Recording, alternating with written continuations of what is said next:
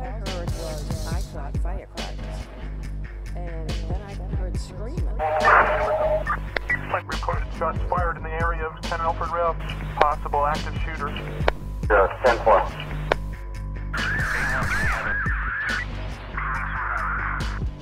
We got 2 male victims, gunshot wounds. It was a brazen attack directly in front of the victim's Braintree home. You can see the gray sedan with its back window blown out. Neighbors say this all happened around 1:30 Sunday morning. Still unclear what led up to the deadly shooting on Alfred Road here in Braintree, but police say they found several shell casings in the neighborhood. Since Sunday's shooting, there has been a large police presence in and around this neighborhood. On Sunday, Alfred Road was swarming with police detectives, some gripping evidence bags. They're also asking neighbors for any surveillance video around the time of the shooting To see if they caught the suspects coming or going. And they're hoping the community can help crack this case. If they could check their cameras, especially in the Common Street area, would be most helpful. We're looking for help and assistance. Police say there is no threat to the public. They continue investigating the fatal shooting.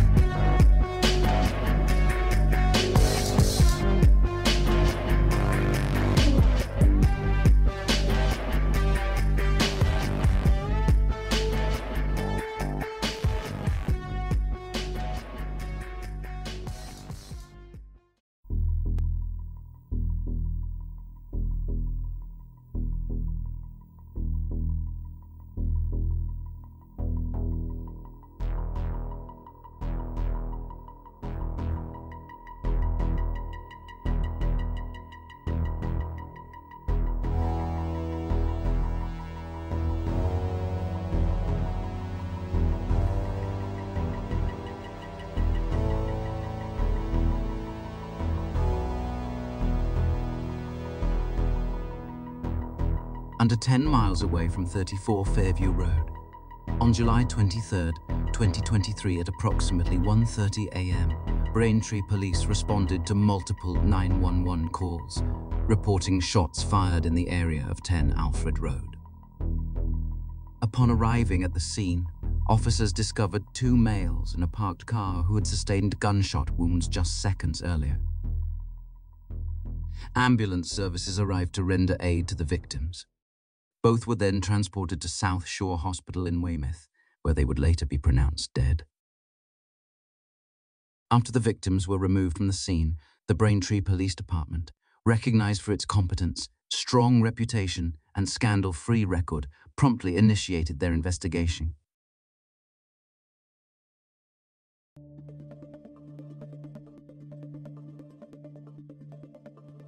Step 1 was to create a physical perimeter to restrict access and preserve the integrity of the crime scene. The road was immediately closed to all traffic. Yellow tape was deployed to cordon off a significantly large area that stretched across the street and onto the neighboring properties. Limiting access helps prevent the contamination, loss, or alteration of evidence, ensuring that all collected items are properly documented and preserved in a manner that establishes and maintains the chain of custody. If the chain of custody is broken, it can have significant implications for the admissibility and credibility of the evidence in a legal proceeding. Regardless of how powerful any single piece of evidence may seem, if not collected, mapped, and imaged according to strict forensic protocol, it can easily be rendered worthless. The Braintree Police Department proceeded to initiate the investigation with great enthusiasm and determination. As the first officers to respond, they were responsible for marking the location of evidence and ensuring its preservation until the State Police Specialized Crime Scene investigators arrived.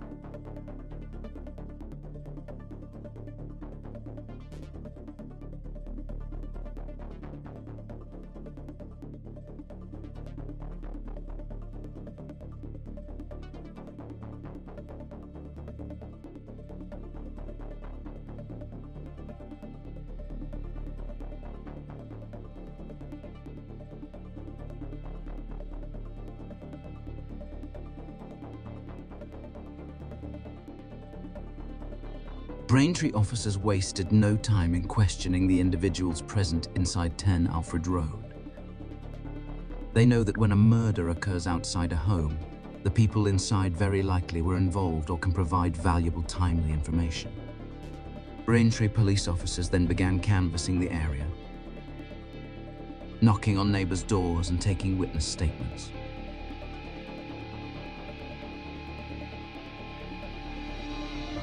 By 3 a.m., the Mass State Police Specialized Search Unit arrived to take over the investigation. They worked tirelessly throughout the night into morning, thoroughly processing the scene. As day was breaking, state police detectives expanded the search area, more than doubling the total square meters to be searched by including 2 additional zones. The MSP then proceeded to methodically gather evidence in a manner that could be likened to hosting a masterclass in forensic collection for all to see.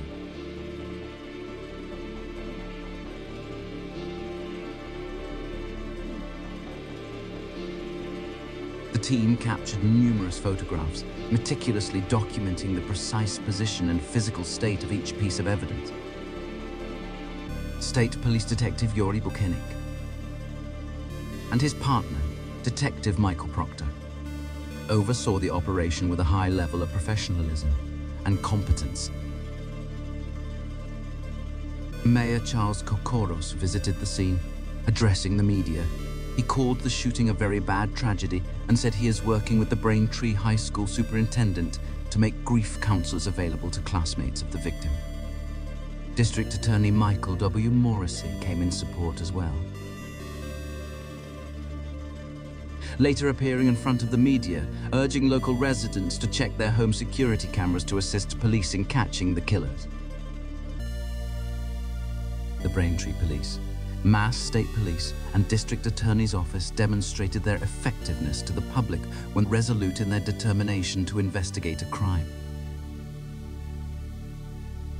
This is technically the ending, but we started late. Let's go back and start at the beginning.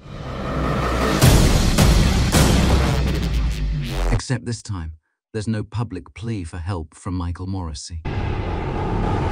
No local officials offering support or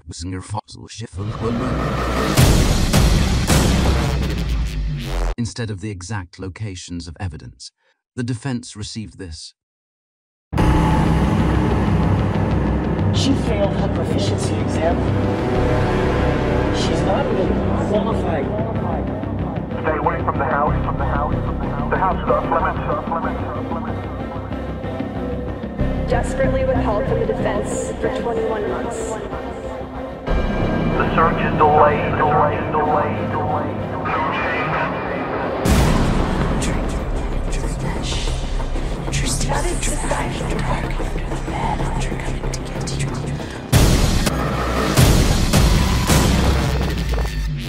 Just a wee bit further.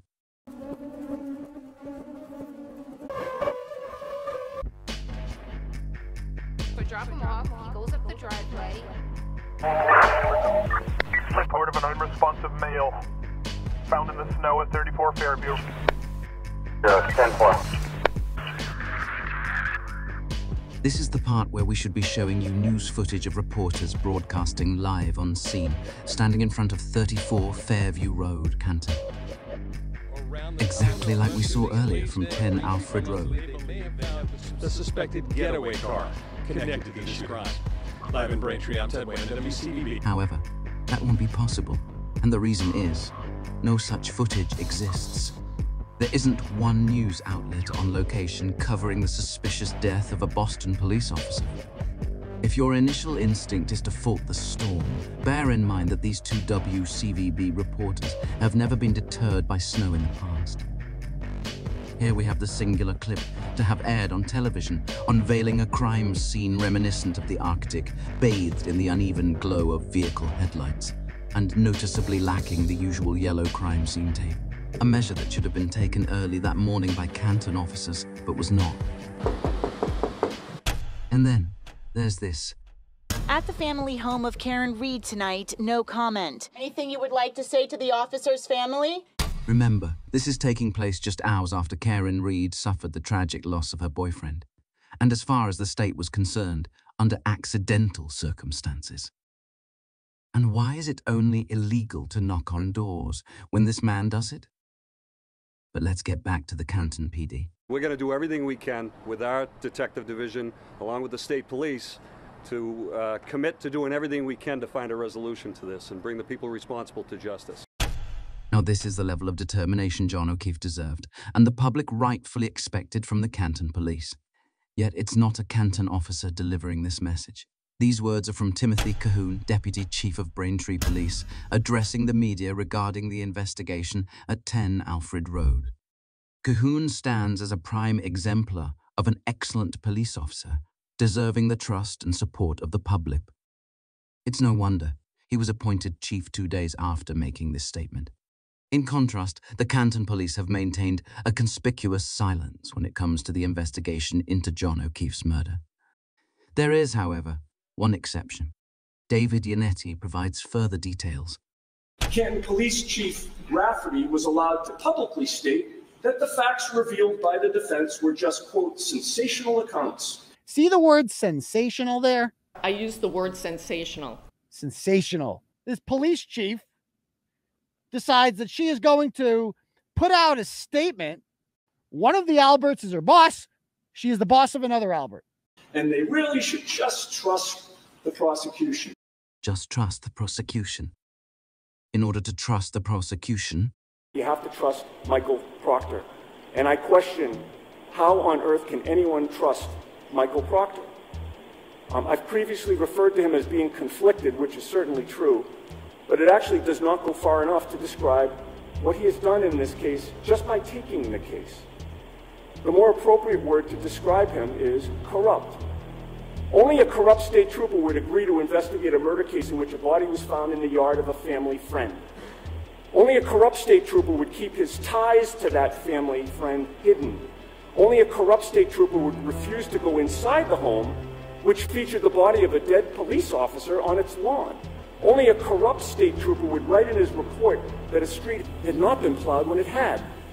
It was the corrupt Michael Proctor who took custody of John O'Keefe's clothing, and that clothing was not submitted to the lab until several weeks after Michael Proctor seized it. Michael Proctor's mother has described the Albert family as the Proctor's second family. Michael Proctor told witnesses who showed up to testify before the grand jury that Brian Albert is the salt of the earth. Michael Proctor's wife has posted about how much they love Colin Albert. The Proctors have constantly been photographed with the Alberts going back over a decade. We've shown that Michael Proctor's in a wedding party with Colin Albert. Colin Albert was the ring bearer at Michael Proctor's sister's wedding. It's so clear that Michael Proctor was both conflicted and corrupt. Attorney Elizabeth Little. If you were to review all of the police reports in this case, as we've done, then you might mistakenly believe that there were only 2 searches of the lawn of 34 Fairview Road that resulted in the recovery of taillight pieces. Those searches were on January 29th at 5:45 p.m. by the CERT team, and there was a second search on February 3rd, 2022. But those reports are not complete. Because according to photographs of the evidence bags in this case, which we just received on July 25th, Trooper Proctor claims to have actually recovered taillight pieces over the course of 5 additional undocumented searches of the Albert residence throughout the month of February. The only reason we even know about these searches is because when Trooper Proctor logged these pieces into evidence, he had to write his name, the date, and the place those pieces of taillight were supposedly found, 34 Fairview. That's 5 undocumented searches, Your Honor. We don't have a police report for any of those. No notes, no reports, no photographs of where those taillight pieces were found in the yard. No memorialization of the individuals who called Trooper Proctor to the scene. That is not acceptable. If this information exists, we're entitled to it. We need a short compliance date for the production of these notes and reports so that we can at least attempt to prevent further fabrication of evidence. That is deception.